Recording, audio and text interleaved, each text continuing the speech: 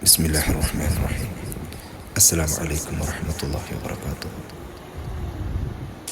സത്യവിശ്വാസികളെ, സത്യവിശ്വാസിനികളെ, മനുഷ്യരെ, പ്രപഞ്ചത്തിൻ്റെ സൃഷ്ടാവ് പരിശുദ്ധ ഖുർആനിലൂടെ മുഴുവൻ മനുഷ്യകുലത്തെയും വിളിച്ചു പറയുന്നുണ്ട്.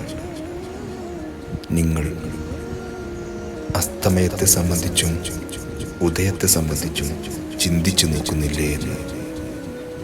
അവ രണ്ടും ആ പ്രപഞ്ചനാഥൻ പ്രത്യേകമായി പരിപാലിക്കുന്ന സന്ദർഭങ്ങളാണെന്ന് വിശുദ്ധ ഖുർആനിൽ നമുക്ക് കാണാൻ